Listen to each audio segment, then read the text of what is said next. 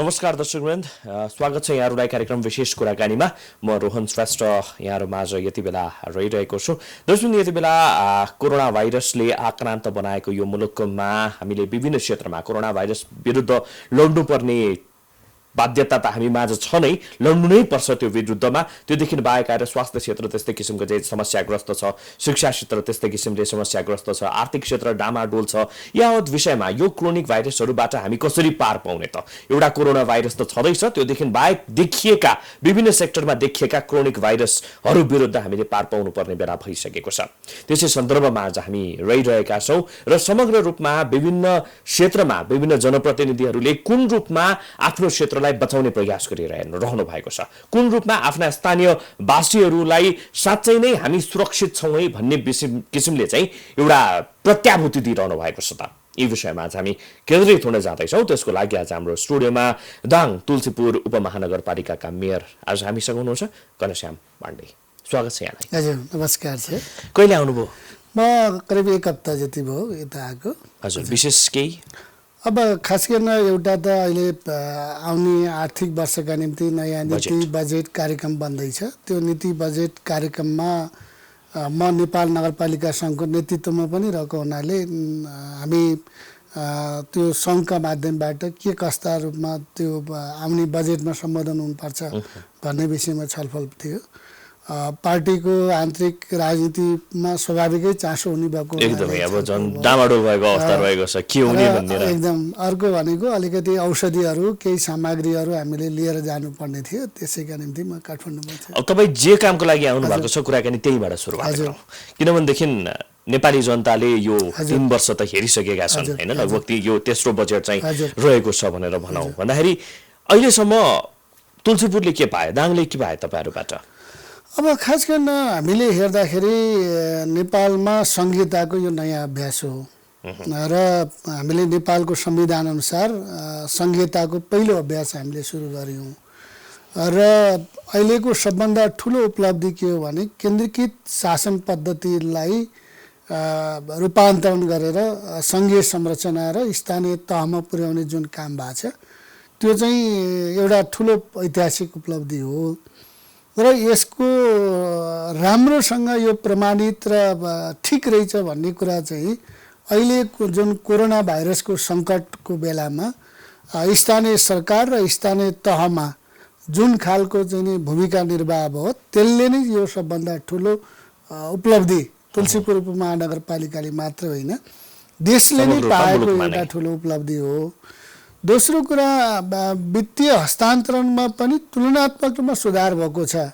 हिजो सिंहदरबारले नै विकास निर्माण र सबै कुराहरूको नियन्त्रण गर्ने ठाउँमा आज स्थानीय सरकारहरूलाई त्यो स्वायत्तताका साथ चाहिँ त्यो हस्तान्तरण भएको छ, त्यो एउटा ठुलो एउटा उपलब्धि हो। तेस्रो भनेको खास गरेर नेपालको संविधानले अनुसूचीमै उल्लेख गरेर स्थानीय सरकारलाई एकल अधिकार र साझा अधिकार प्रदान गरेको छ, त्यसको उपयोग गर्दाखेरि ठुलो एउटा परिवर्तन हुन्छ भन्ने कुरा चाहिँ नि सिद्ध भएको छ। उदाहरणको रूपमा तुलसीपुर उपमहानगरपालिकामा मातृ मृत्युदर, बाल मृत्युदरको सङ्ख्या उच्च थियो। हामी निर्वाचन भएर आउनुभन्दा पहिला पनि वर्षमा 50-60 जनाको दरले सुत्केरीहरू ज्यान गुमाउनु पर्ने अवस्था थियो। तर हामीले बाचा गऱ्यौँ कि हामी चुनाव जित्यौँ भने मृत्युदर, बाल मृत्युदर घटाउँछौँ र मातृ मृत्युदरलाई शून्यमा राख्छौँ भनेर घोषणा गरेका थियौँ। गएको आर्थिक वर्षमा तुलसीपुर उपमहानगरपालिकाभित्र सुत्केरी व्यथा र सुत्केरीका कारणले एकजनाले पनि ज्यान गुमाउनु परेन। त्यो 100% हामीले चाहिँ उपलब्धि प्राप्त गऱ्यौँ। त्यो एउटा सेक्टरमा चाहिँ हामीले गरेको उपलब्धि तुलसीपुरमा यो गऱ्यौँ भने यस्तो उदाहरण देशैभरि चाहिँ भएका छन्। 753वटै उदाहरण छन्। त्यसैले अहिले खास गर्न शिक्षा, स्वास्थ्य, स्थानीय गतिविधि, आर्थिक संरचनामा तुलनात्मक रूपमा सङ्घीयता र निर्वाचनपछि चाहिँ उपलब्धि प्राप्त भएको छ, तर गर्नुपर्ने अझै धेरै बाँकी छ। अब आउने बजेटबाट चाहिँ कस्तो किसिमको परिकल्पना गर्न सकिन्छ त? अब यो बजेटका विषयमा मैले व्यक्तिगत रूपमा पनि संस्थाको तर्फबाट पनि हामीले मुलुकका चाहिँ नीति निर्माताहरूलाई, राष्ट्रिय योजना आयोगदेखि मन्त्रीहरू, मन्त्रालयलाई हामीले सुझाव पनि प्रदान गरेका छौँ र यो बजेट कोरोना सङ्कटलाई सम्बोधन गर्ने र कोरोनाको सङ्कटलाई गर्दाखेरि हामीले जुन पोस्ट कोभिड चाहिँ रेस्पोन्स गर्ने हिसाबले अथवा कोरोना सङ्कटका कारणले जे आर्थिक सामाजिक सांस्कृतिक र अन्य क्षेत्रमा जे असर परेको छ, विकास निर्माणदेखि रोजगारीमा जे असर परेको छ त्यसलाई सम्बोधन गर्ने गरिकन यो बजेट ग्रीन जोनमै छ है। अहिले सबै छैन। अहिले हामीले प्रदेश नम्बर 5 मा 3वटा जिल्लामा अहिले हाम्रो देखिएको छ। तुलनात्मक दाङ चाहिँ हाम्रो अहिले ग्रीन नै हो। तर हामी बाँकेमा, कपिलवस्तुमा, रूपन्देहीमा देखिसकेपछि एक किसिमको हामी चपेटामा छौँ।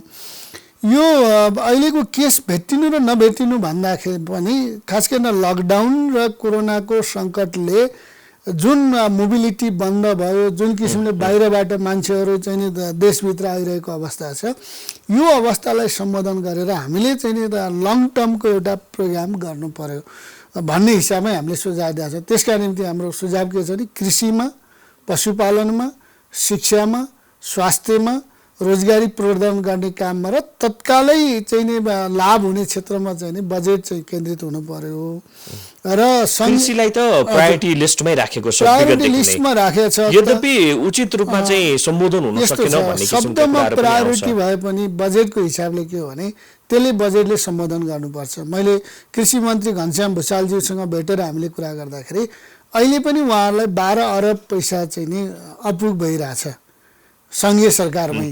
अहिले पनि नेपालमा जति मलखादको आवश्यकता पर्ने हो त्यो मलखादको चाहिँ नि 75% मात्रै त्यसको आपूर्ति चाहिँ नि छ। 25% मलखादको अहिले पनि हामी कहाँ आपूर्ति हुन सकेका छैन। यदि हामीले कृषि क्षेत्रलाई प्राथमिकतामा राखेर जाने हो भने त्यो 12 अरब पनि सङ्घीय सरकारको तर्फबाट, अन्य मन्त्रालयको तर्फबाट कृषि मन्त्रालयमा चाहिँ नि जानु पर्यो र त्यसको सँगसँगै मल, बिउ, बिजन र अन्य सामग्रीहरूको आपूर्ति सहज हुनु पर्यो। दोस्रो कुरो, किसानले उत्पादन गरिसकेको कृषि उपज हो त्यसको बजारको सुनिश्चितता र राज्यले बजारको ग्यारेन्टी चाहिँ नि गर्नु पर्यो। त्यसो भयो भने त्यो राज्यको मात्रै कमजोरी हो अथवा चाहिँ तपाईँहरूले पनि उचित ध्यान चाहिँ दिन सक्नु भएको छैन? राज्य भनेपछि सङ्घ, प्रदेश, स्थानीय त सबै नै पर्यो, केन्द्रको मात्रै भूमिका होइन। यसमा हामीले त्यही कुरा पनि राखेका छौँ। तर हामी कहाँ कस्तो छ भने अहिले कुल बजेटको चाहिँ नि 70% सङ्घीय सरकारसँग रहन्छ, 30% बजेट चाहिँ नि 15% चाहिँ नि प्रदेश सरकारहरूसँग छ, 7वटा सरकारसँग, 753वटासँग केवल चाहिँ नि 15% पैसा जान्छ भने चाहिँ नीति राम्रो भएर मात्रै भएन, त्यसलाई चाहिने बजेटको पनि व्यवस्थापन गर्नु पर्यो।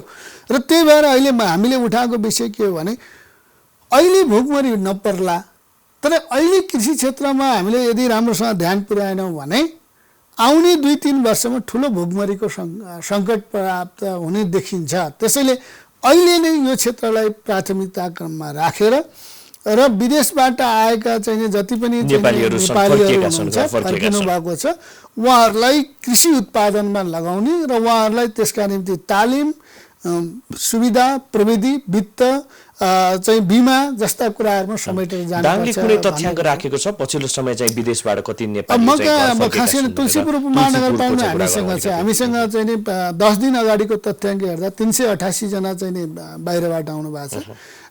त्यसमध्येमा हाम्रो चाहिँ 368 जना भारतबाट हुनुहुन्छ, बाँकी चाहिँ 268 चाहिँ नि भारतबाट हुनुहुन्छ भने बाँकी चाहिँ भारत बाहेकको अरू देशबाट आउनु भएको छ र करिब 5000 को सङ्ख्यामा चाहिँ नि नेपालका अरू जिल्लाहरूबाट काम गर्नेहरू पनि अहिले हामी कहाँ फर्कनु भएको छ। त्यसको पनि हामी तथ्याङ्क अद्यावधि गर्छौँ। उहाँहरू चाहिँ कस्तो होम क्वारेन्टाइनमा हुनुहुन्छ? उहाँहरू मध्येमा धेरै जसो होम क्वारेन्टाइनमा हुन्छ। जस्तो इन्डियाबाट आएको, विदेशबाट आएकोलाई हामीले क्वारेन्टाइनमा राख्यौँ। क्वारेन्टाइनमा राखेर उहाँहरूलाई आरडिटी र स्वाब परीक्षण गरेर नेगेटिभ भएपछि अहिले हामीले घरमा पठाएका छौँ। भन्नाले त्यस्तो कुनै पनि किसिमको देखिएको छैन। यो पछिल्लो फेजलाई हेर्ने हो भनेदेखि चाहिँ त्यहाँ घर फर्किनेहरू पनि निकै नै समस्याग्रस्त रूपमा चाहिँ फर्किएको चाहिँ पाएका थियौँ। भन्दाखेरि दाङको हकमा चाहिँ के पाउनुभयो अथवा चाहिँ तुलसीपुरको हकमा के पाउनुभयो? उहाँहरू मध्ये ती जो फर्केका छन् उनीहरू मध्ये चाहिँ कति साँच्चै नै एउटा चाहिँ क्रिटिकल सिचुएसनबाट चाहिँ आउनुभएको थियो के त्यस्तो? त्यो त एकदमै क्रिटिकल नै हुनुहुन्थ्यो। खास गरेर के हो भने कतिपय पैदल यात्रा गरेर आउनु भएको थियो उहाँहरू कोही बुटोलमा हुनुहुन्थ्यो, कोही प्युठानमा हुनुहुन्थ्यो, कोही कपिलवस्तुमा हुनुहुन्थ्यो, कोही बाँकेमा हुनुहुन्थ्यो। उहाँहरूलाई नगरपालिकाले नै समन्वय गरेर गाडी पठाएर हामीले उहाँलाई हाम्रो स्थानसम्म ल्याइ पुर्यायौँ। धेरै जसोलाई केही हिँड्दै पनि आउनुभयो। कतिपय चाहिँ कस्तो हुनुहुन्थ्यो भने तुलसीपुर भएर चाहिँ कर्णाली प्रदेशमा जाने, तुलसीपुर भएर दाङको अरू क्षेत्रमा पनि जाने हुनुहुन्थ्यो। त्यस्तो करिब 5000 को सङ्ख्यामा थियो। उहाँहरूलाई हामीले तुलसीपुर उद्योग वाणिज्य सङ्घ, यातायात व्यवसाय महासङ्घ, अन्य सामाजिक सङ्घ संस्था र उपमहानगरपालिका मिलाएर उहाँहरूलाई खाना खुवाएर उहाँको प्रारम्भिक स्वास्थ्य परीक्षण गरेर उहाँलाई यातायातको साधनबाट हामीले सम्बन्धित गन्तव्यमा पुर्याउने पनि काम गऱ्यौँ। र अहिले त्यसको चाप चाहिँ घटेको छ, तर बन्द चाहिँ भएको छैन। अहिले पनि 3 दिन अगाडि मात्रै एकजना महिला भारतबाट पैदल हिँडेर चाहिँ नि तुलसीपुरमा आउनुभयो। 3 दिन अगाडि मात्र? 3 दिन अगाडि आउनुभयो। हिजो उहाँ डेलिभरी, उहाँलाई हामीले क्वारेन्टाइनमा ल्याएर राख्यौँ। अस्ति राति उहाँलाई चाहिँ सुत्केरीको व्यथा लाग्यो। गर्भवती हुनुहुन्छ, भारतबाट आउनुभयो? भारतबाट आउनुभएको थियो। हिजो हस्पिटलमा गएर उहाँलाई चाहिँ त्यहाँ उपचार गर्ने कि नगर्ने दुविधा हुँदै मैले सिधै हस्पिटलसँग यसको सम्पूर्ण खर्च र जिम्मेवारी तुलसीपुर उपमहानगरपालिकाले लिन्छ। उहाँ बाँच्नु पर्यो, बच्चा सकुशल चाहिँ के भन्दाखेरि बन्नु पर्यो। तुलसीपुरकै हुनुहुन्थ्यो। उहाँ चाहिँ लाई हिजो चाहिँ हामीले चाहिँ उपचार गऱ्यौँ। आज बच्चा 2वटा जुम्लिया बच्चा जन्मेको छ हस्पिटलमा उहाँको। एउटा कुरा नि, यसरी चाहिँ यो लकडाउनको अवस्था भनेर भनिएको छ, यद्यपि आउ जाऊ भन्ने कुराहरू चाहिँ रोक्न सकिएको अवस्था चाहिँ रहेको छैन है। कहाँनिर गएर चाहिँ हामीहरू चुकिरहेका छौँ? किनभनेदेखि भारतकै कुरा गर्ने भने भारतबाट पनि तपाईँले भर्खरै रेफरेन्स पनि दिनुभयो होइन, जबकि सीमालाई त हामीले त टोटल्ली ब्लक गरेको अवस्था रहेको छ, सीमा सिल गरेको अवस्था रहेको छ, उताबाट पनि भारत सरकारले पनि र नेपालको तर्फबाट पनि। भन्दाखेरि यो कहाँनिर के समस्या कहाँ हो भन्नुहुन्छ भने, एउटा हामीले आम नागरिकलाई ठिक ढङ्गले बुझाउन सकेका छैनौँ, आश्वस्त पार्न सकेका छैनौँ। आम नागरिकलाई भन्नको मतलब बुझाउन सकेनौँ या चाहिँ त्यो म आउँदैछु। ठिक ढङ्गले उहाँहरूलाई आश्वस्त पार्ने हुन्छ नि, म जहाँ छु, जहाँ रहन्छु, म सुरक्षित हुन्छु, मेरो बाल परिवार, बच्चा, घर परिवारलाई केही हुँदैन भन्ने कुराको आश्वस्ति दिलाउने कुरामा हामी सकिरहेको छैनौँ एउटा। दोस्रो कुरा, भारतसँगको जुन खुल्ला सिमानाका कारणले गर्दाखेरि यति बेलाको समय के भने यो कोरोना भाइरस नभए पनि हामी कहाँ चाहिँ सिजनल माइग्रेसन हो कि होइन। त्यो सिजनल माइग्रेसन भएको कारणले चाहिँ नि यति बेला अब गहुँ के अरे मकै खेती गर्न, धान खेती गर्नका निम्ति मान्छेहरू घर फर्कने बेला पनि हो। त्यो रुटिन अनुसार नै उहाँहरू घर फर्कने समय हो यो होइन। त्यो समय भएको हुनाले यति बेला चाहिँ नि सङ्घीय सरकारले के गर्नु पर्थ्यो भने, भारतीय सिमानामा आइपुगेका जति पनि नागरिक हुनुहुन्छ, 5000, 6000, 10000, 25000 जति पनि हुनुहुन्छ, उहाँहरू क्वारेन्टाइनमा त्यहाँ पनि बस्नु भएको छ। बस्नु भएको छैन भने नि उहाँहरूसँग चाहिँ उहाँहरूको चाहिँ आवश्यक स्वास्थ्य परीक्षण गरेर सम्बन्धित ठाउँमा पुर्याइदिने र स्थानीय तहलाई जिम्मा दिएर स्थानीय तहले उहाँहरूलाई क्वारेन्टाइनमा राख्ने गर्न सकेको भए यो समस्या आउने थिएन। तर यो समस्या चाहिँ अहिले पनि रहिरहेको छ। यहाँ त कस्तो पनि देखियो भनेदेखि विविध हामीहरूले पनि न्युजहरू पनि बजायौँ, भारतीय सीमामा जो चाहिँ उतातिर रोकिनु भएको छ नेपालीहरू होइन, उहाँहरूलाई पनि एकदम सकसपूर्ण अवस्थामा चाहिँ क्वारेन्टाइनमा राखिएको पनि यस्ता समाचारहरू पनि आए, जसको कारणले गर्दाखेरि उहाँहरू बाध्य भएर त्यहाँबाट चाहिँ नेपाल फर्किनु पर्ने एक किसिमको बाध्यता पनि भयो। भन्दाखेरि कता कता हाम्रो साइडबाट पनि हामी चुक्यौँ भन्ने चाहिँ रहन्छ। द्विपक्षीय रूपमा हामीले यसलाई संवाद गर्ने, छलफल गर्ने धेरै ठुलो विषय पनि छैन। यसलाई चाहिँ बनाउँदा ठुलो विषय पनि हुनसक्छ, तर व्यवस्थापन गरेर यो सामान्य कुरा हो होइन। 2-4 हजार मान्छेलाई हामीले सिमानामा भएको मान्छेलाई यहाँ ल्याएर व्यवस्थापन गर्ने भनेको कुनै ठुलो कुरा होइन। राज्यको विलिङनेस हुनु पर्यो र व्यवस्थापनको चुस्तता हुनुपर्ने, त्यो सकिन्छ। तर त्यो नहुँदाखेरि आज स्थानीय सरकारमा मेरो मान्छे ल्याइदेऊ भनेर नारा जुलुस भइरहेछ। आज चाहिँ नि के भन्दाखेरि हामीलाई दैनिक त्यसका विषयमा सम्झाउनु परिरहेछ। त्यसैले अब यसको चाहिँ नि मलाई लाग्छ अबका दिनहरूमा ठिक ढङ्गले हामीले विश्लेषण गरेर निकास निकाल्नुपर्छ जस्तो लाग्छ। अब सम्भवतः अब यो चाहिँ आज थुप्रै दिन चाहिँ बितिसकेको छ लकडाउनको पनि, र त्यहाँबाट पनि आउने चाहिँ रफ्तारमा चाहिँ केही कमी विगतभन्दा धेरै कमी पनि भएको छ। अब चाहिँ हामी कुन रूपमा चाहिँ अगाडि बढ्ने प्लान बनाइराख्नु भएको छ यो कोभिड-19 लाई नै लिएर अथवा यो संक्रमणलाई लिएर? तुलसीपुर उपमहानगरपालिकाले हामीले चाहिँ नि 2टा प्लान हामीले तयार गरे। एउटा ड्युरिङ कोभिड के गर्ने होइन, अथवा यो लकडाउनको अवधिमा हामीले के गर्ने भनेर हामीले अहिले हामीले गरिरहेको काम के भने सुत्केरीहरूलाई विशेष प्राथमिकतामा राखेर, ज्येष्ठ नागरिकहरूलाई प्राथमिकतामा राखेर, बिरामीहरूको उपचारलाई प्राथमिकता राखेर काम गर्ने, क्वारेन्टाइन सञ्चालन गर्ने, कोरोना हस्पिटल सञ्चालन गर्ने, कृषि उत्पादनसँग सम्बन्धित कामलाई सहजीकरण गर्ने, विकास निर्माणको काममा चाहिँ नि सुरक्षा मापदण्ड अपनाएर काम गर्ने, यो कामहरू हामीले अहिले गरिरहेछौँ। हामीले चाहिँ नि डिस्टेन्सबाटै अथवा दूरीबाट स्वास्थ्यको हिसाब जुन तपाईँले कुरा गर्नुभयो नि होइन, स्वास्थ्यको दृष्टिकोणबाट चाहिँ क्वारेन्टाइन निर्माणदेखि लिएर आम सर्वसाधारणलाई चाहिँ जनचेतनाको कुराहरू यो अलिक ढिला भएन र? ढिला भएको छैन। अझै पनि यसको के हो भने सफिसियन्ट छ र मान्छेले कुरा गर्ने हो भने पनि चुरुट खाने मान्छेलाई चुरुट खाएर हानि गर्छ भन्ने थाहा छ होइन, तर चुरुट खान छोड्दैन। अहिले कोभिडको असरका विषयमा थाहा नपाउने मान्छे चाहिँ छैन, तर थाहा पाएर पनि त्यो अनुसारको व्यवहार परिवर्तन चाहिँ नि अहिले समस्या छ। व्यवहार त्यो मनोवैज्ञानिक असर नै हो मान्छेका निम्ति। यसमा 3टा प्रवृत्ति देखिन्छ। एउटा कोभिड केही होइन भन्ने एउटा खालको मान्छेको छ, एउटा यो सबै भइसक्यो अब बिग्रिसक्यो अब संसारै सक्यो भन्ने इन्जाइटिकनेस भएको एउटा कुरा छ, एउटा भनेको ठिक्क ढङ्गले यसलाई बुझेर व्यवहार गर्ने कुरा छ होइन। त्यसैले यो बिचलाई के भने हामी स्थानीय सरकार अथवा राज्यमा हुने मिडियाहरूको हाम्रो भूमिका के हो भने यसलाई ठिक ढङ्गले डिल गर्ने, ठिक ढङ्गले यसको समाधानको विकल्प निकाल्ने। जस्तो हामीले तुलसीपुरमा अहिले हामीले भनेको जस्तो रोजगारी गुमाएर खान नपाएको परिवारलाई हामीले तुलसीपुर खाद्य बैंक स्थापना गऱ्यौँ। बुद्धिजीवी व्यापारी व्यवसायी सहयोगीहरूलाई आह्वान गऱ्यौँ, तपाईँ चामल दिनेले चामल दिनुहोस्, पैसा दिनेले पैसा दिनुहोस्, हामी पुर्याउँछौँ भन्यौँ। हामीले मापदण्ड र कार्यविधि बनायौँ। करिब 7,500 परिवारलाई 1,50,000 केजीभन्दा बढी खाद्यान्न हामीले वितरण गऱ्यौँ र चाहिँ नि उपलब्ध गरायौँ। फेरि लकडाउन लामियो। अब के गर्ने भनेपछि हामीले नयाँ विकल्प के निकाल्यौँ भने अब यो खाद्यान्न मात्रै बाँडेर अब हामीले थाम्न सक्दैनौँ।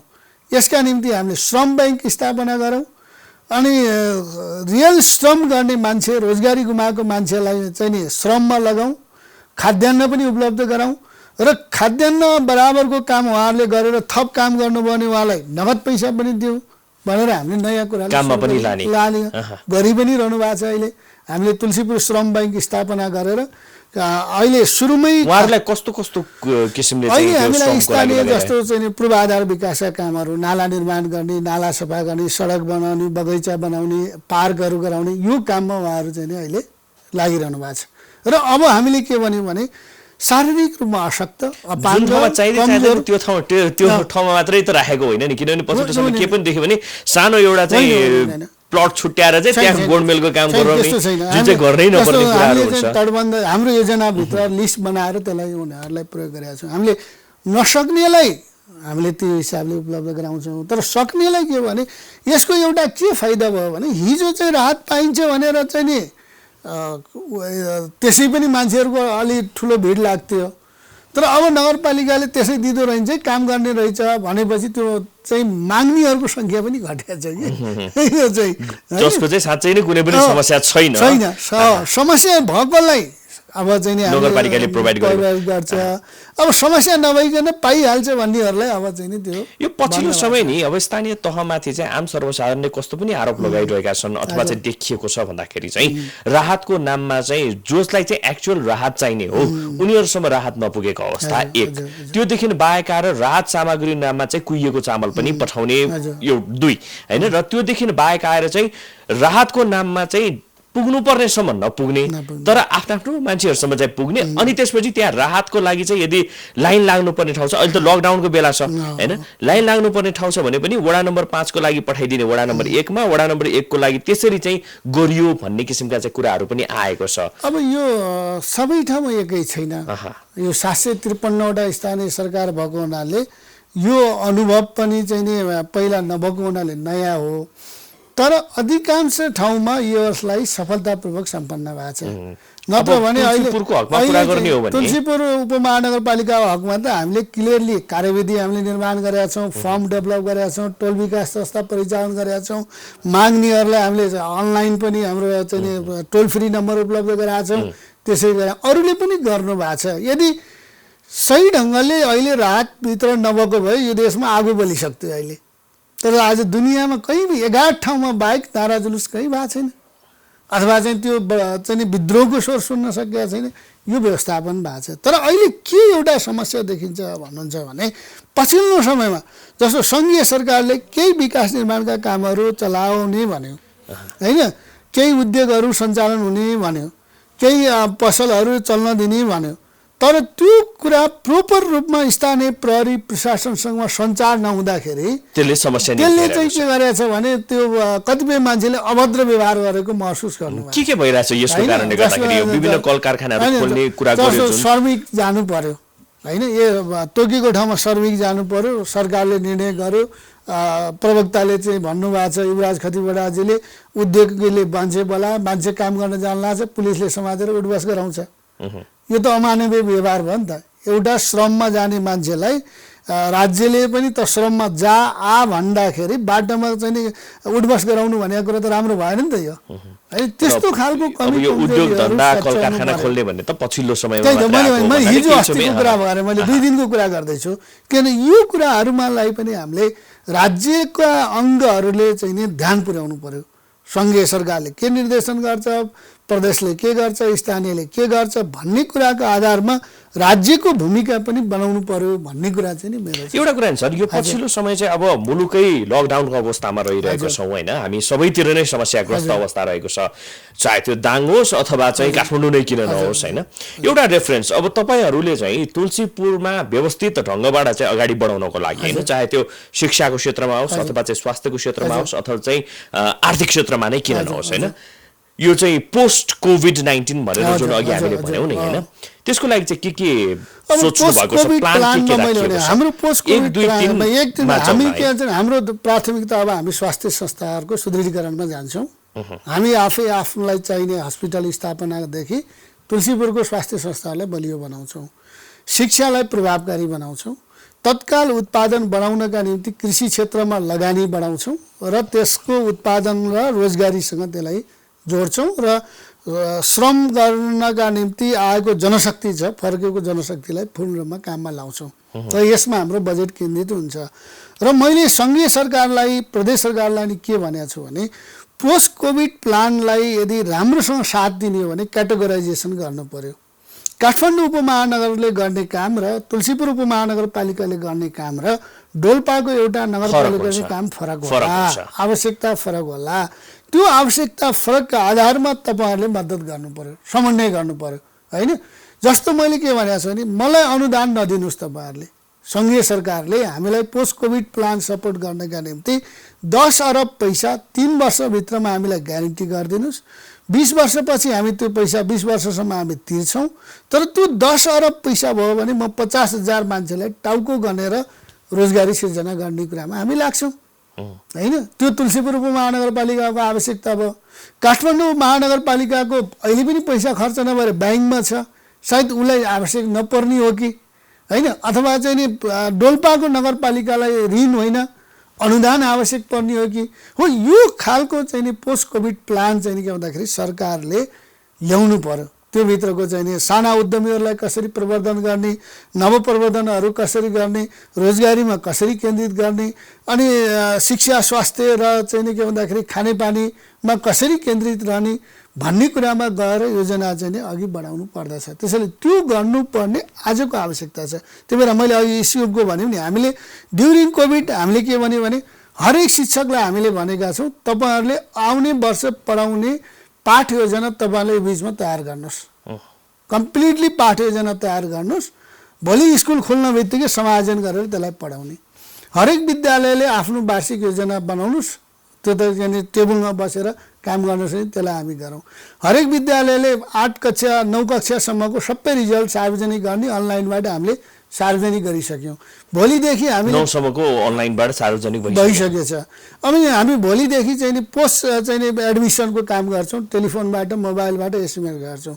यदि लकडाउन लामियो भने हाम्रो प्लान के छ भने अनि डिस्टेन्स लर्निङमा हामी जाने, रेडियो टेलिभिजनहरूबाट पढाउने, पाठ्य पुस्तकहरूलाई कसरी विद्यार्थीको घरसम्म पुर्याउने, यो सबै कुराहरूमा हामीले चाहिँ नि यो जुन यो तपाईले चाहिँ दूरशिक्षाको कुरा गर्नुभयो नि जुन त्यो नेपालको हकमा चाहिँ कतिको एप्लिकेबल होला अथवा चाहिँ अब अनलाइनको चाहिँ कुराहरू बेसिकली चाहिँ अहिले चलेको छ किनभनेदेखि त्यसमा अनलाइनमा भनेको टिचर र स्टुडेन्टको इन्टरेक्सन इजी एक्सेस हुन्छ जस्तो कि अब दूरशिक्षामा त्यो पोसिबल नहुन सक्छ हैन रेडियो अथवा चाहिँ टेलिभिजनको माध्यमबाट जाँदाखेरि पनि पछि अनलाइनको मेकानिजमको कुरा गरेको छ अब यदि हामीले प्रोजेक्ट लर्निङमा यसलाई जोडौँ भनेका छौँ त्यो प्रोजेक्ट लर्निङ प्रोजेक्ट लर्निङ भनेको के हो भने कुनै न कुनै गाउँमा टोलमा टिचर पनि हुनुहुन्छ विद्यार्थी पनि हुनुहुन्छ हैन उहाँहरू त्यो क्षेत्रमा आइसोलेटेड बसेर भएको पनि धेरै भइसक्यो अब हाम्रो टिचिङ मोडालिटी चेन्ज गर्नु पर्यो कि जस्तो मैले हिजो छलफल हामीले के गर्यौँ भने हामी चाइनाले अथवा चाहिँ युरोपले गरे जस्तो चाहिँ डेस्क बेन्च चाहिँ अलग बनाएर बनाउन सक्छौँ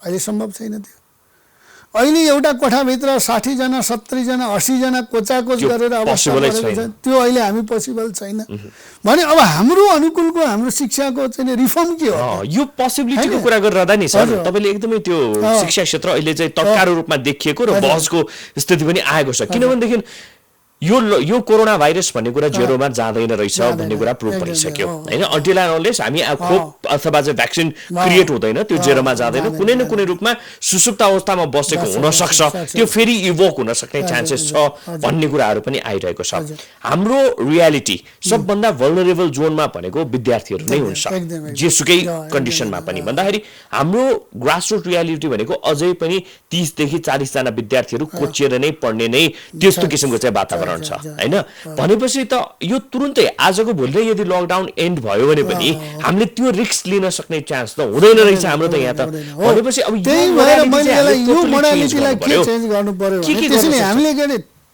अहिले चाहिँ हाम्रो थ्योरी बेसिसमा हाम्रो कक्षाहरू भइरहेछ यसलाई चाहिँ रिभर्स गरौँ हैन थ्योरीलाई कम गरौँ प्र्याक्टिकललाई बढाउँ प्र्याक्टिकल गर्नका निम्ति हामीसँग खेत छ बारी छ दोकान छ अरू छ त्यहाँ चाहिँ उनीहरूलाई गरौँ हैन अब गार्डनिङका कुराहरू होला विषयको कुरा होला अरू कुराहरूलाई त हामीले चाहिँ नि व्यवहारमा पनि हामीले सिकाउन सक्छौँ नि त त्यसैले मैले भनेको के भने यो कोभिड हाम्रो च्यालेन्ज मात्र होइन हाम्रो अवसर पनि हो संसारकै निम्ति अवसर हो यो दुनियाँको निम्ति अवसर हो यो त्यसैले यसलाई ट्रान्सफर्म गर्ने हो भने हामीले चाहिँ नि तल प्लान गर्ने हिजो हाम्रो शिक्षा पद्धति त गुरुकुलीय पद्धति हो नि हामी त बर पिपल चौतारीको मुनि बसेर मन्दिरको आँगनमा अथवा चाहिँ सार्वजनिक चाहिँ पार्टी पौवामा बसेर हामीले पढेका हौँ त्यहाँबाट आज हामी डिजिटल क्लासमा सम्म आयौँ भने अब हाम्रो चाहिँ के भन्दाखेरि पढ्ने पढाउने सिस्टममा हामीले चेन्ज ल्याउनु पर्यो कि परीक्षाको मूल्याङ्कन पद्धतिमा चेन्ज ल्याउनु पर्यो हैन हामी चाहिँ आउटकममा फोकस हुनु पर्यो प्रोसेसलाई पनि व्यवस्थापन गर्नु पर्यो तर यसको परीक्षण पद्धति सम्परीक्षण पद्धतिलाई थ्योरी र प्र्याक्टिकलको जुन कुरा गर्नुभयो नि त्यो प्र्याक्टिकलको कुरा कतिको प्र्याक्टिकलिटी छ त शिक्षाभित्र पनि किनभनेदेखि अझै पनि हाम्रो भनेको तपाईँको चाहिँ थ्योरिटिकल नलेज त चाहिने हुन्छ हैन अब यो चाहिँ एउटा ट्रेनिङ दिएको जस्तो त हुँदैन शिक्षा स्कुल लेभलकै शिक्षा पनि हैन भनेपछि यसलाई चाहिँ कसरी चाहिँ त्यो मिटिगेटिङ पोइन्ट हुन सक्छ यसलाई कसरी चाहिँ मिटिगेटिङ पोइन्ट भनेको शिक्षाका उद्देश्यहरूमा पनि पुनर्मूल्याङ्कन गर्नु पर्यो हैन शिक्षाको उद्देश्य भनेको फर्स्ट डिभिजन ल्याउने अथवा टप हुने मात्र होइन जिन्दगी सहज बनाउने चाहिँ नि हुनु पर्यो हाम्रो शिक्षाले मान्छे चाहिँ नि सशक्त हुनु पर्यो मान्छे सहयोगी हुनु पर्यो सहिष्णु हुनु पर्यो हैन अन्याय परेको कुरालाई बोल्न सक्ने हुनु पर्यो इम्पावरमेन्ट हुनु पर्यो इन्टरनेशनल कम्पिटिटिभ भनेको कुरा के भने फर्मुला मात्रै कम्पिटिटिभ होइन कि हैन एटिट्युडमा चेन्ज हुनु पर्यो तपाईँ चाहिँ हार्वर्ड युनिभर्सिटीको चाहिँ रिसर्चले के भन्छ भने धेरै मान्छेहरूलाई परीक्षामा अथवा लोकसेवामा अरूमा पास केले हुन्छ भने चाहिँ प्राविधिक कुरामा ध्यान हुन्छ तर प्राविधिक कुरामा भन्दा पनि मान्छे सफल एटिट्युडका कारणले हुन्छ उसले कस्तो एटिट्युडले काम गर्छ उसले कसरी कम्युनिकेसन गर्छ उसले कसरी मान्छेलाई कन्भिन्स गर्छ त्यो कुराले उसलाई निर्धारण गर्छ कि तर हाम्रो शिक्षामा यहाँनिर कमी छ अहिले जुन कुरामा हामीले चाहिँ मान्छेहरूलाई चाहिँ देखाउनु पर्ने हो समाज सोशलाइजेसन गर्नुपर्ने हो सामाजिकरण गर्नुपर्ने हो त्यो आज समाजीकरणबाट चाहिँ किताबीकरणमा गएर रोकिया छ र अब गएर चाहिँ त्यो मोबाइलीकरण अथवा चाहिँ कम्प्युटरमा गएर त्यो अनलाइनीकरणमा गएर अड्या छ त्यसैले अहिलेको शिक्षाको बहसलाई हामीले के गर्नुपर्ने ग्राउन्ड रियालिटीमा लगेर हामीले सिक्न र सिकाउनु पर्ने कुराहरूलाई चाहिँ नि व्यवस्थित गर्नु पर्यो। म अमेरिकाको एउटा विश्वविद्यालयमा पनि विद्यालयमा पनि गएर उनीहरूसँग छलफल गर्दाखेरि उहाँहरूले के भन्नुहुन्छ, अबको 50 वर्षमा कक्षा भन्ने कुरा हुँदैन, क्लास भन्ने कुरा हुँदैन भने त प्रोजेक्सन त रहेछ नि त होइन। मान्छेले क्लासबाट मात्रै सिक्छ भन्ने कुरा छैन। आज दुनियाँमा फेसबुक पढाउन कुनै औपचारिक कक्षा छैन, त्यही पनि विद्यार्थीहरू त्यही पनि जानेका छन्, त्यही पनि जानेका छन्, सर्वसाधारणले जानिसक्यो भने। त्यसैले अब यो शिक्षाको चाहिँ नि रूपान्तरणका निम्ति सोच्ने बेला आयो र त्यो सोच्नका लागि सङ्घीय सरकारले नीतिगत रूपमा चाहिँ निर्देशन गर्नु पर्यो। अहिले पनि सङ्घीय सरकार के गर्छ भने कहिले स्कुल चला, कहिले नचला, कहिले खुल्छ, कहिले नखुल्छ, कहिले के गर भन्ने कुरा भएको छ। त्योबाट सरकारले चाहिँ नि स्कुलको शिक्षाको हकमा संविधानले 12 कक्षासम्म स्थानीय तहलाई जिम्मेवारी दिएको हुनाले नीतिगत रूपमा चाहिँ नि निर्देशन गर्ने, राज्यलाई यो चाहिन्छ भन्ने कुराको निर्धारण सङ्घीय सरकारले गरोस्, प्रदेश सरकारले त्यसमा अनुगमन गरोस् र स्थानीय सरकारलाई सम्पूर्ण रूपमा त्यसको चाहिँ नि भिजन, प्लान र कार्यान्वयन गर्ने चाहिँ तर स्थानीय निकायगत रूपमा चाहिँ उसले आफूलाई कस्तो किसिमको चाहिँ शिक्षाको आवश्यक पर्छ भनेर भनिरहँदाखेरि फेरि त्यो डिफरेन्स क्रिएट पनि त नहोस् भन्ने छ नि त। समग्र मुलुकमा चाहिँ विद्यार्थीले 1 देखि 10 अहिलेसम्मको हाम्रो बुझाइ होइन, 1 देखि 10 सम्म त उस्तै किसिमको एजुकेसन त लिन सक्नु पर्यो नि त, त्यो वातावरण त लिनु पर्यो नि। कुनै सङ्घीय तहले चाहिँ एकदमै हाइफाई डिजिटलाइज एजुकेसन दिइरहेको छ, कसैले चाहिँ त्यो दिन सकेको छैन भनेपछि त्यहाँ चाहिँ विद्यार्थीको चाहिँ इन्टेलेक्चुअलिटी नहुन सक्छ अथवा चाहिँ। तर मलाई के लाग्छ भन्नुहुन्छ नि, हामी बहुलतामा विश्वास गर्ने हो, एकरूपतामा विश्वास गर्ने होइन। एकरूपता भयो भने यही कोरोना आउने बेला जस्तै हामी अन्यलतामा हुन्छौँ। बहुलता भनेको के हो भने त्यहाँको आफ्नो रैथाने ज्ञान, त्यहाँको रैथाने सिप पनि विद्यार्थीमा आज हस्तान्तरण भएर आउनु पर्यो कि होइन। आज त्यो हामीले एकरूपताका नाममा रैथाने ज्ञान, रैथाने सिपलाई चाहिँ नि आज हामीले बिर्स्यौँ नि। आज हामी जहाँ आएर उभिएर आज हामीले उभिँदाखेरि हाम्रो आफ्नो पहिचान छैन शिक्षा क्षेत्रमा। शिक्षा क्षेत्रमा त्यो पहिचान त हामीले बनाउनु पर्यो नि होइन। त्यो ट्यालेन्टसिपलाई चाहिँ नि के भन्दा ट्यालेन्टसिप भनेको चाहिँ नि कुरालाई चाहिँ नि पनि प्रवर्धन गर्नु पर्यो। ऐच्छिक रूपमा मात्रै जाने भयो, अप्सनल रूपमा मात्रै होइन, अप्सनल मात्रै। यसलाई त के भने हाम्रो सोसाइटीलाई के हुनु पर्यो भने काठमाडौँमा पढ्ने शिक्षा र डोल्पा अथवा दाङमा पढ्ने शिक्षा चाहिँ समरूपी होइन, बहुरूपी चाहिँ हुनु पर्यो, प्रतिस्पर्धी चाहिँ हुनु पर्यो। तर आवश्यकता आफ्नो आफ्नो अनुकूल हुनु पर्यो कि होइन। तर अहिले पनि हामी कहाँ चाहिँ नि के भन्दाखेरि एक भाषा एक भने चाहिँ हामी कहाँ चाहिँ नि पाठ्यपुस्तकमा पनि त्यो समस्या छ, भिजनिङमा समस्या। तपाईँको के भन्नुहुन्छ, अहिले पनि आजका मितिमा पनि कक्षा सुरु भएको 6 महिनापछि पनि पाठ्यपुस्तक पुग्दैन डोल्पा हुम्ला, अनि एकरूप पाठ्यक्रमको के अर्थ छ त? तर यदि नि अब डोल्पाको एउटा किसिमको चाहिँ एजुकेसन मोडालिटी हुने हो, उसले चाहिँ आफूलाई कस्तो किसिमको पाएक पर्छ, आफ्नो माटो सुहाउँदो शिक्षण पद्धति भनौँ न होइन। अब त्यसले भोलि गएर चाहिँ यो सोसाइटी भनेको त कम्पिटिटिभ छ। त्यो डोल्पाको विद्यार्थीले काठमाडौँसँग अथवा चाहिँ तपाईँको चाहिँ नेपालगञ्जसँग चाहिँ अथवा चाहिँ त्यस्तै गरेर तपाईँको चाहिँ विराटनगरसँग चाहिँ त्यो कम्पिटिसनमा कसरी आउला त? किनभने उसले नेटिभ नलेज त त्यहाँको लिएको छ नि त। कम्पिटिसनमा आउने भनेको कुरा के हो भन्नुहुन्छ भने यो शिक्षा क्षेत्रमा मलाई लागेको कुरा, म एकजना डोल्पाको दिदीले, मैले उहाँलाई सोधेँ डोल्पामा चाहिँ नि के हो समस्या भनेर मैले सोधेँ। डोल्पाको समस्या एसएलसी भयो भन्नुभयो उहाँले होइन। किन दिदी भनेको उहाँले के भने नि डोल्पाबाट एसएलसी पास गरेर त्यो मान्छे सुर्खेत, नेपालगञ्ज, काठमाडौँ छिर्यो भने कहिले गाउँ फर्कदैन होइन। एसई पास गरेर आएर ऊ गाउँ फर्कदैन भने त्यो शिक्षा त्यो डोल्पाको त्यो गाउँका लागि चाहिँ नि जीवन भयो भएन होइन। हामीले चाहिएको त शिक्षा प्रणाली। आज जसरी कोरोना सङ्कटले आज मान्छे त लास्टमा त पुग्ने त त्यही गाउँ रहेछ नि त। आज चाहिँ नि महिना दिन हिँडेर मान्छे गाउँ पुगेको छ, जीवन त त्यही रहेछ नि त, आदर्श त त्यही रहेछ नि त, उसको चाहिँ नि सम्बन्ध त त्यही रहेछ नि। हो, यो कुरा हाम्रो शिक्षा पद्धतिले विकास गर्नु पर्यो कि। हो, अब त्यो डोल्पामा एकजना विद्यार्थीले चाहिँ पढेको छ भनेदेखि, तपाईँले भनेको जस्तो चाहिँ जुन एजुकेसन मोडालिटीको कुरा गर्यो भनेदेखि, अब त्यो मान्छे अहिलेको बेला भनेको त मोबिलाइज हुने बेला हो नि त, मोबिलाइजेसनमा जाने बेला हो नि त। भनेपछि उसले अमेरिकाको सोसाइटीसँग अथवा चाहिँ काठमाडौँको एजुकेसन पोलिसीसँग कम्पिट चाहिँ कसरी गर्छ? यसलाई के अथवा त त्यो छुट्टै लोकलाइजेसन र ग्लोबलाइजेसनलाई फ्युजन गर्नु पर्यो। त्यही भएर मैले अहिले के भनेको छु भने रैथाने ज्ञान सिप र पद्धतिलाई परिष्कृत गर्नु पर्यो। त्यसका आधारमा अन्तर्राष्ट्रिय रूपमा भएका चाहिँ नि नीति अनुसन्धानलाई जोड्नु पर्यो। त्यो जोड्ने भनेको विश्वविद्यालयले हो। त्यो जोड्ने र त्यसमा चाहिँ नि गहिरो विश्लेषण गर्ने भनेको विश्वविद्यालय हो। तर आज हाम्रा विश्वविद्यालयको हालत कस्तो छ भने तपाईँ हामीले सबैले देखिरहेछौँ होइन। आज विश्वविद्यालयको स्वतन्त्र पहिचान र प्राज्ञिक क्षेत्र चाहिँ नि का विषयमा प्रश्न चिन्ह उठिरहेछ। जुन विश्वव्यापी प्रतिस्पर्धा गर्नुपर्ने विश्वविद्यालयको शिक्षाले हो, त्यो विश्वविद्यालयको शिक्षामा नेपालको संविधान अनुसार पनि यो प्रदेश सरकार र सङ्घीय सरकारले काम गर्नुपर्ने हो। त्यहाँ चाहिँ काम भएको छैन। तर सङ्घ र प्रदेश सरकार पनि अहिले पनि गएर चाहिँ गाउँको शिक्षामा चाहिँ उहाँहरूको चाहिँ नि आँखा नजर लागिरहेछ। अब यो चाहिँ यसलाई बदल्नु पर्यो। यहाँनिर मैले भनेको के हो भने शिक्षा चाहिँ नि हाम्रो कहाँबाट हामीले यसलाई चाहिँ डिपार्चर गर्नुपर्छ, यो चाहिँ कनेक्सन चाहिँ ल्याउनुपर्छ। कोरोना कोभिड-19 जुन संक्रमणकालीन छ नि, कोभिड-19 चाहिँ नि हाम्रा निम्ति यो अर्थ भयो कि डिपार्चर पोइन्ट यो भयो कि आज मान्छे जतिसुकै भए पनि गाउँ फर्किँदो रहेछ।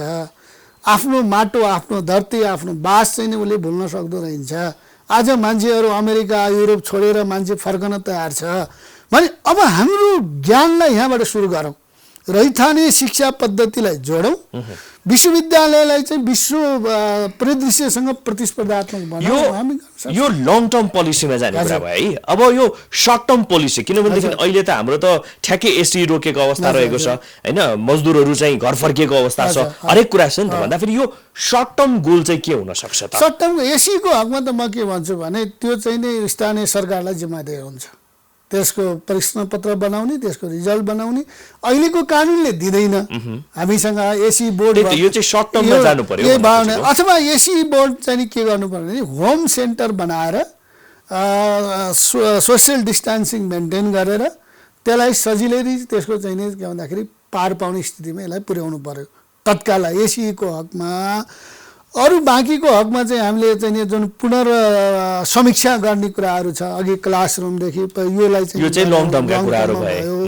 र अर्को कुरा पोस्ट कोभिडको हाम्रो प्लान के हो भने मैले सफाट सबैलाई मैले भने जुन चाहिँ तुलसीपुरले चाहिँ गर्न खोजिरहेको, तुलसीपुरले हामीले गर्न खोजिरहेको छौँ। हाम्रो अहिले के भनेको हामी कति कमजोर रहेछौँ नि, हामीसँग चाहिँ नि त्रिपुरेश्वरमा बाहेक अन्यत्र परीक्षण गर्ने ल्याबै रहन्छ। पहिलो कोरोनाको टेस्ट हामीले हङकङमा लगेर गर्नु पर्यो होइन। हामी कहाँ रहेछौँ, हाम्रो धरातल त चाहिँ नि देखिसक्यो। अब यो धरातलले हामीलाई के देखाउनु पर्यो भने हामीसँग देशका विभिन्न भागहरूमा कम्तीमा 50वटा जति यस्तो चाहिँ नि टेस्ट सेन्टरहरू हुनु पर्यो। कम्तीमा 25-30 बेड भएका चाहिँ नि 50वटा हस्पिटलहरूले हामीले तल चाहिँ नि फङ्सन हुनु पर्यो। अनि यो काममा सङ्घ प्रदेश चाहिँ नि यहाँ लगाउनु पर्यो, ध्यान यहाँ जानु पर्यो। त्यहाँ चाहिँ यसको लागि त समग्र रूपमा सबैको भूमिका चाहिँ महत्त्वपूर्ण हुन्छ हैन। अब स्थानीय सरकारको हकमा के गर्नु पर्यो भने स्थानीय सरकारलाई खबरदार कोही सुत्केरीहरू मर्न नपरोस्, कोही बालबच्चा खोपबाट चाहिँ नि के भन्दा वञ्चित हुन नपरोस्, कोही ज्येष्ठ नागरिक दीर्घ रोगीहरूले औषधि नपाएर मर्न नपरोस्, कसैले पनि खान पाएन भनेर चाहिँ नि के भन्दाखेरि झुन्डिने अवस्था नआओस्। यो कुरा स्थानीय सरकारले गर्नु एकदमै। अब यो आशा अपेक्षा जनताको स्थानीय सरकारबाट पनि छ, प्रदेशबाट पनि छ, केन्द्रबाट पनि छ, तिनै तहको सरकारबाट छ।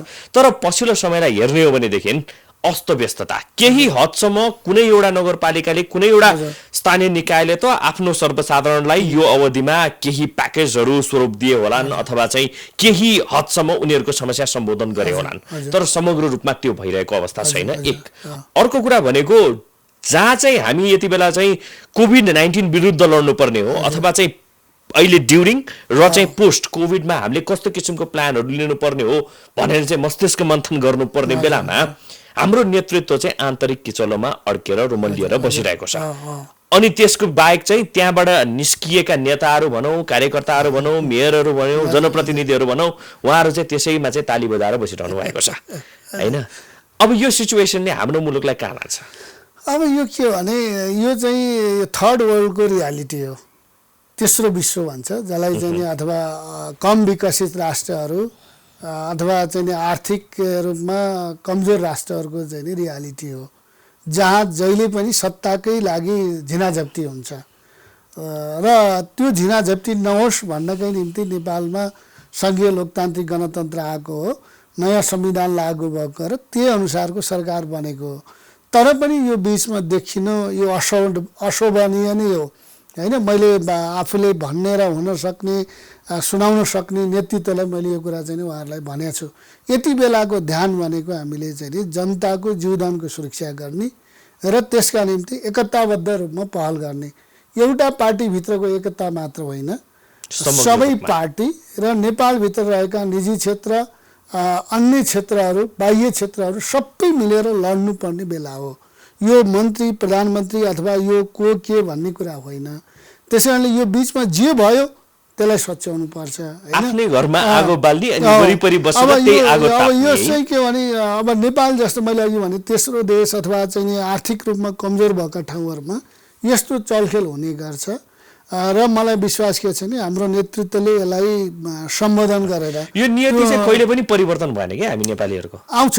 अब यो हामीले देख्यौँ नि कम्तीमा यो सरकार त करिब 30 महिना त चल्यो नि हैन। हिजोका दिनमा त त्यस्तो थिएन, 9 महिनामा सरकार ढल्ने, 6 महिनामा सरकार ढल्ने, 11 महिनामा ढल्ने थियो। त्यो अवस्थाबाट हामी पार पाएका छौँ। तर अहिले पनि के छ भने सत्ता नै सबै हो भन्ने मानसिकता चाहिँ देखिन्छ त्यो नेतृत्वमा पनि एउटा पङ्क्तिमा। तर सत्ता सबै कुरा होइन होइन। त्योभन्दा बाहिर पनि भूमिका छ, त्योभन्दा बाहिरबाट पनि राष्ट्रलाई समाजलाई सेवा गर्न सकिन्छ भन्ने कुराको चाहिँ नि बुझाइ बढ्नु आवश्यक छ। यो शुद्धिकरण चाहिँ कसरी गर्ने त? अब यो शुद्धिकरण गर्ने भनेको त विधि पद्धति नै हो। विधि पद्धति भनेको खुसीको कुरा हिजोबाट संसद सुरु भएको छ। राष्ट्रका जति पनि समस्या छन् त्यो सार्वभौम संसदमा छलफल हुनुपर्छ र सार्वभौम संसदले नै त्यसको निष्कास लिनुपर्छ। त्यसैले यो एउटा खुसीको कुरा हो। हरेक पार्टीभित्र पनि पार्टीका औपचारिक साङ्गठनिक संरचनाहरूमा चाहिँ नि बहस छलफल गरेर त्यसको चाहिँ नि निष्कर्ष निकाल्नुपर्छ। त्यो नै अहिलेको सबभन्दा लगभग हामी समयको अन्त्यतिर छौँ। अब जाँदा जाँदै हजुर तुलसीपुर उपमहानगरपालिकाको लागि हजुर तपाईँले गर्न नसकेको कार्यहरू के छ? अब उपमहानगरपालिकाको हाम्रो हकमा के भयो भने खास गरेर हामीले स्मार्ट सिटीको कार्ययोजना अघि सार्यौँ होइन। स्मार्ट सिटीको कार्ययोजना अनुसार चाहिँ नि त्यो सङ्घीय सरकारको नीतिभित्र पनि त्यो आयो। गएको वर्ष चाहिँ नि नेपालका 10वटा सहरहरूलाई र पुरानो 3वटा गरेर 13वटा सहरहरूलाई स्मार्ट सिटीका रूपमा विकास गर्ने भन्यो। हामीले पनि भन्यौँ, काम पनि सुरु भयो। हामीले 50 करोड माग्यौँ, बजेट दियो 50 लाख होइन। 50 लाखले कहिले स्मार्ट सिटी बन्दैन। त्यसैले यो चाहिँ हामी चुकिरहेछौँ कि कस्तो पनि हो भने सबैलाई नै स्मार्ट सिटी बनाउनु परेको छ होइन। अब मुलुकको आवश्यकता र मुलुकको स्रोत परिचालन एउटा हिसाबको चाहिँ छ भनेपछि चाहिँ त्यसलाई त्यो बिचको बाटो अब 50 करोडमा 50 करोड सबैलाई दिन थाल्यो भनेदेखि त हाम्रो बजेट त्यसैमा स्मार्ट सिटीको नाममा मात्रै चाहिँ स्वाहा हुने भयो। हरेक सिटीलाई नयाँ पहिचान र विशेषताले चलाउनु पर्यो होइन। सिटी भनेको त ग्रोथ इन्जिन अफ इकोनोमी भन्छ कि अर्थतन्त्रको चाहिँ नि इन्जिन हो त्यो। तर त्यो इन्जिनलाई कसरी भाइबल बनाउने भन्ने कुराकोमा त त्यहाँको चाहिँ नि सिटी गभर्नमेन्टलाई चाहिँ अटोनोमी दिनु पर्यो। सरकारले चाहिँ यो गर्छु त्यो गर्छु भनेर चाहिँ नि बोलिदिने, सरकार भनेको सङ्घ सरकारलाई भनेको मैले, प्रदेश सरकारलाई यो भनेको। त्यसैले कतिपय कुराहरू चाहिँ नि सङ्घ प्रदेश स्थानीय तहको बिचको चाहिँ नि समन्वय होइन कि क्ल्यारिफिकेसन भन्छ कि रोलको क्ल्यारिफिकेसन नहुँदाखेरि हामीले गर्न खोजेका कामहरू हामीले गर्न सकेका छौँ। 3 वर्ष बितिसक्यो। अब यो कहिले चाहिँ यो क्ल्यारिफाई हुन्छ भन्ने कुरामा there is a big question mark होइन। यो हो, त्यसका लागि के छ भने जुन साझा सूचीमा रहेको चाहिँ नि व्यवस्था छ त्यो कार्यान्वयन गर्ने ऐन छिटोभन्दा छिटो कार्यान्वयनमा आउनुपर्छ होइन। यसो गर्न सक्यो भने चाहिँ हामीले चाहेको कुरा पुरा गर्न सक्छौँ। जस्तो तुलसीपुर उपमहानगरपालिकाको हकमा मैले अहिले पनि भन्छु, रेडियो के अरे बाट पनि मैले भनेको छु, अहिले टेलिभिजन पनि धेरै दर्शकहरूले हेरिरहनु भएको छ। तपाईँहरूले हामीले चुनाव लड्दा बोलेका घोषणापत्रलाई लिएर बस्नुहोस्। डिस्टिङसन नम्बर हामी ल्याउँछौँ तर 100% ल्याउन नसक्ने कुरा चाहिँ नि यी परिघटनाले देखिएको छ। तर डिस्टिङसन भन्दा तल आउँदैनौँ, त्यो अनुसार हामीले काम गरेका छौँ, अघि बढाउँछौँ पनि। फर्स्ट डिभिजन मात्रै आइदिए पनि धेरै हो भनेर चाहिँ आम सर्वसाधारणको बुझाइ छ। ठिक छ। धेरै धेरै धन्यवाद हाम्रो स्टुडियोमा आइदिनु भयो यो कोभिड-19सँग जोडिएका र त्यस्तै गरी चाहिँ अझ हामीले अलिकति शिक्षा क्षेत्रलाई चाहिँ फोकस गऱ्यौँ, शिक्षा क्षेत्र लगायतका विषयमा चाहिँ आफ्ना विचारहरू राखिदिनु भयो। यहाँलाई धेरै धेरै धन्यवाद। धेरै धेरै धन्यवाद छ तपाईँलाई, प्राइम टिभीलाई, सम्पूर्ण टिभी परिवारलाई धन्यवाद व्यक्त गर्न चाहन्छु र यो कोरोना सङ्कटलाई सबै मिलेर जुधौँ र विजय प्राप्त गरौँ। हजुर धेरै धेरै धन्यवाद। दर्शक यहाँलाई पनि धेरै धेरै धन्यवाद आज हामीलाई साथ दिनुभएकोमा। हेर्दै रहनुहोला प्राइम टाइम्स टेलिभिजन। नमस्कार।